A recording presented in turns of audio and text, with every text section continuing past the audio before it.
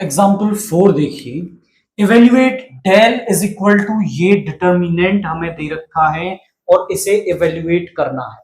तो सिंपली हम इसे एक्सपेंड कर देंगे और इसका इवेल्युएशन मिल जाएगा। मैं इसे रो 1 के अलाउंग एक्सपेंड करने वाला हूं। A11, A12, A13। अब बोले सर क्यों लिख दिया?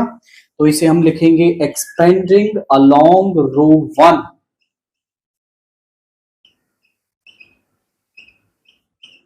तो जरा चेक करिए, पहले हम लिखेंगे पहला एलिमेंट दैट इज 0। तो -1 की पावर 1 प्लस 1 और यहां मल्टीप्लाई में है 0। अब आप बोले सर हम आगे इस रो इस कॉलम को छोड़ेंगे, कुछ नहीं करना, क्योंकि मल्टीप्लाई में कुछ भी आ जाए वो 0 हो जाता है। आप चाहो तो कर सकते हो प्रोसेस से, यहां पे इस रो इस कॉलम को छोड़ेंगे, 0 साइन बीटा और यहां बचा माइनस का साइन बीटा एंड 0। ये तब भी आप इसे सॉल्व कर लोगे तब भी 0 होने वाला है। तो जब भी आपको कहीं 0 दिख जाए ना, कुछ करने की जरूरत नहीं होती, केवल 0 लिख दो। अगर वो एलिमेंट 0 आ रहा है तो 0 ही रहने दो। फिर प्लस में -1 की पावर, अब ये एलिमेंट साइन अल्फा लिखोगे। पोजीशन कौन सी है इसकी? 1 2, तो 1 प्लस 2।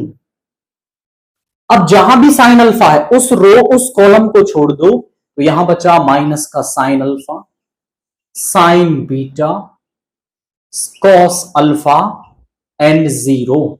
इसके बाद प्लस -1 की पावर, अब थर्ड वाला एलिमेंट लिख लो, माइनस कॉस अल्फा।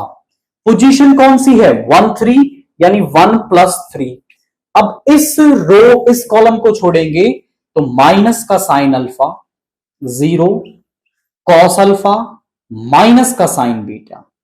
अब मैंने तो इसे रो 1 के अलोंग एक्सपेंड किया, आपकी मर्जी है, आप किसी के भी अलोंग इसे एक्सपेंड कर सकते हो। बट मैं ये सजेस्ट करूंगा कि आप चाहे कॉलम 1 के या रो 1 के किसके भी अलोंग आप उसे एक्सपेंड करें, बट एक फिक्स कर लें। उससे बेनिफिट ये हो जाता है कि बार बार ये पावर नहीं लिखनी पड़ती है आपको, क्योंकि रो 1 में पहला पॉजिटिव नेगेटिव पॉजिटिव आता है, ऐसे ही आपको याद हो जाएगा। किसी के भी अलोंग आप करोगे कि नेगेटिव पॉजिटिव जो जो आएगा वो पोजीशंस आपको याद हो जाती है, बार बार ये लिखना नहीं पड़ता। अब ये तो 0 हो गया, इसको सॉल्व करने की जरूरत ही नहीं है। यहां माइनस नेगेटिव हो जाएगा, माइनस का साइन अल्फा, इसकी मल्टीप्लाई इससे 0 minus sign beta cos alpha, और यहां पे ये पॉजिटिव रहेगा, ये हो गया माइनस का कॉस अल्फा, ये प्लस का साइन अल्फा साइन बीटा, और माइनस में ये हो गया 0। यहां पे ये तो 0 है, बेशक से प्लस में ना लिखें, और यहां पे है माइनस का साइन अल्फा, 0 माइनस ये हो जाएगा माइनस का साइन बीटा और कॉस अल्फा,